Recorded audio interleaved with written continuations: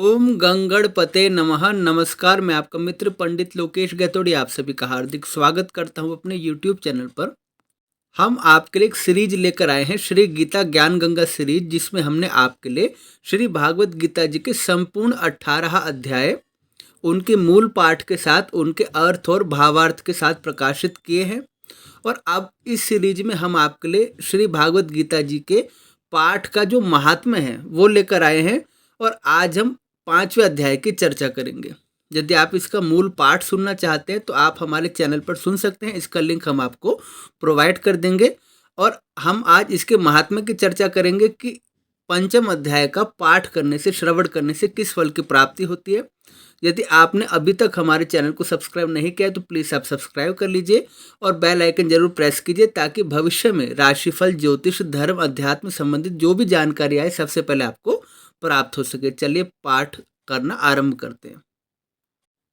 श्री भगवान कहते हैं, हे देवी, अब सब लोगों द्वारा सम्मानित 5वें अध्याय का महात्म्य संक्षेप से बताता हूँ, सावधान होकर सुनो। मद्र देश में पुरुकुशपुर नामक एक विख्यात नगर है। उसमें पिंगल नाम का एक ब्राह्मण रहता था। वह वेद पाठी ब्राह्मणों के विख्यात वंश में, जो सर्वथा निष्कलंक था, उत्पन्न हुआ था। किंतु उसने अपने कुल के लिए उचित वेद शास्त्रों के स्वाध्याय को छोड़कर नाच गान में मन लगाया। गीत, नृत्य और बाजा बजाने की कला में परिश्रम करके पिंगल ने बड़ी प्रसिद्धि प्राप्त कर ली और उसी से उसका राजभवन में भी प्रवेश हो गया। अब वह राजा के साथ रहने लगा और पर स्त्री और पर धन में उसकी आसक्ति हो गई। सर्वथा स्त्रियों के सिवा उसका कहीं मन नहीं लगता था। धीरे धीरे अभिमान बढ़ जाने से वह उच्छृंखल हो गया और एकांत में राजा से दूसरों के दोष भी बतलाने लगा। पिंगल की एक स्त्री थी जिसका नाम था अरुणा। वह नीच स्वभाव वाली थी और सदा कामासक्त होकर विहार करने की इच्छा से हमेशा भ्रमण करती रहती थी। अपने पति को अपने मार्ग का कंटक समझकर एक दिन आधी रात में घर के भीतर ही उसका सिर काटकर मार डाला और उसकी लाश को जमीन में गाड़ दिया। इस प्रकार प्राणों से वियुक्त होने पर वह यमलोक पहुंचा और भीषण नरकों का उपभोग करके निर्जन वन में गिद्ध हुआ। अरुणा भी भगंदर रोग से अपने सुंदर शरीर को त्याग कर घोर नरक भोगने के पश्चात उसी वन में शुकी हुई। एक दिन वह दाना चुगने की इच्छा से इधर उधर फुदक रही थी। इतने में ही उस गिद्ध ने पूर्व जन्म के वैर का स्मरण करके उसे अपने तीखे नखों से फाड़ डाला। शुकी घायल होकर पानी से भरी हुई मनुष्य की खोपड़ी में गिरी। गिद्ध पुनः उसकी ओर झपटा। इतने में ही जाल फैलाने वाले बहेलियों ने उसे भी बाड़ों का निशाना बनाया। उसकी पूर्व जन्म की पत्नी शुकी उस खोपड़ी के जल में डूबकर प्राण त्याग चुकी थी। फिर वह क्रूर पक्षी भी उसी में गिरकर डूब गया। तब यमराज के दूत उन दोनों को यमराज के लोक में ले गए। वहां अपने पूर्वकृत पाप कर्मों को याद करके वे दोनों बड़े भयभीत हो रहे थे। तदंतर यमराज ने जब उनके घृणित कर्मों पर दृष्टिपात किया, तब उन्हें मालूम हुआ कि मृत्यु के समय अकस्मात खोपड़ी के जल में स्नान करने से इन दोनों का पाप नष्ट हो चुका है। तब उन्होंने उन दोनों को मनवांछित लोकों में जाने की आज्ञा दी। यह सुनकर अपने पाप कर्म को याद करके वे दोनों बड़े विस्मय में पड़ गए और पास जाकर धर्मराज के चरणों में प्रणाम करके पूछने लगे, भगवान, हम दोनों ने पूर्व जन्म में अत्यंत घृणित पाप का संचय किया है, फिर हमें मनोवांछित लोकों में भेजने का क्या कारण है, आप बताएं।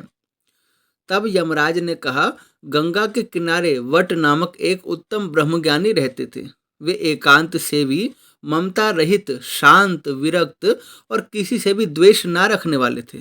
प्रतिदिन श्री भागवत गीता जी के 5वें अध्याय का जप करना उनका सदा का नियम था। 5वें अध्याय को श्रवण कर लेने पर महापापी पुरुष भी सनातन ब्रह्म का ज्ञान प्राप्त कर लेता है। उसी पुण्य के प्रभाव से शुद्ध चित्त होकर उन्होंने अपने शरीर का परित्याग किया था। गीता के पाठ से जिनका शरीर निर्मल हो गया था, जो आत्मज्ञान प्राप्त कर चुके थे, उन्हीं महात्मा की खोपड़ी का जल पाकर तुम दोनों पवित्र हो गए हो। अतः अब तुम दोनों मनवांछित लोकों को जाओ, क्योंकि श्री गीता जी के 5वें अध्याय के महात्म्य से तुम दोनों शुद्ध हो गए हो। श्री भगवान कहते, सबके प्रति समान भाव रखने वाले धर्मराज के द्वारा इस प्रकार समझाए जाने पर वे दोनों बड़े प्रसन्न हुए और विमान पर बैठकर वैकुंठ धाम को चले गए। इस प्रकार श्री भागवत गीता जी के 5वें अध्याय का महात्म्य संपूर्ण हुआ। इस महात्म्य में आपने देखा कि एक श्रेष्ठ महात्मा के द्वारा जन्म भर की जो तपस्या है, जो श्री भागवत गीता जी के पंचम अध्याय के पढ़ने का उनका नियम है, उसके फलस्वरूप उनकी तो मुक्ति हुई, किंतु उनके शरीर के एक अंग में यानी खोपड़ी में भरे हुए जल में उसका स्पर्श पाके उन दोनों पापियों की भी उत्तम गति हो गई। भगवान के भक्तों का निर्मल स्वभाव होता है कि वो स्वयं तो उद्धार को प्राप्त हो जाते हैं, स्वयं तो उनकी मुक्ति हो जाती है। जो उनके संसर्ग में आते हैं, जो उनके संपर्क में आते हैं, उन जीवों की भी अकस्मात ही मुक्ति हो जाती है। जैसे अग्नि स्पर्श करने पर अवश्य जलाती है और जल शीतलता प्रदान करता है, उसी प्रकार महात्माओं का संग, साधुओं का संग, वैष्णवों का संग आपको पाप रहित कर देता है, आपको शोक रहित कर देता है, आपको ताप रहित कर देता है और आपके भीतर पुण्य की और भक्ति की वृद्धि करता है।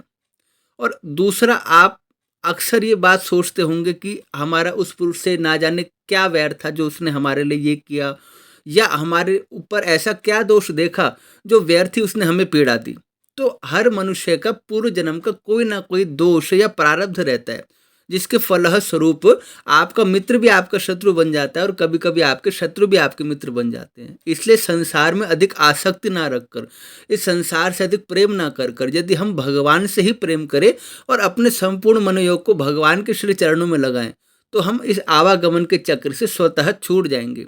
श्री भागवत गीता जी के पंचम अध्याय को केवल सुन लेने पर भी इतना प्रभाव है, तो जो नियम पूर्वक प्रतिदिन इसका पाठ करते हैं, नियम पूर्वक इसकी प्रशंसा करते हैं, उनकी सद्गति तो अवश्य होगी, इसमें कोई संशय नहीं है।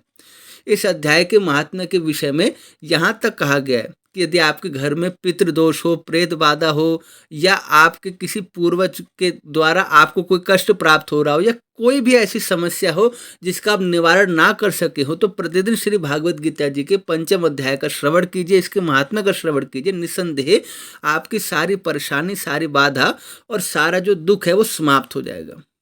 आशा करता हूँ आपको अध्याय और इसका महात्म्य पसंद आया होगा, और प्लीज़ वीडियो को लाइक करें, अपने कमेंट प्रदान करें और श्री राधे अवश्य लिखें और आगे भी इसे शेयर करें ताकि सबको इसका लाभ मिल सके। पुनः आपसे भेंट होगी राशिफल के कार्यक्रम के साथ, तब तक के लिए आप सभी को जय श्री राम।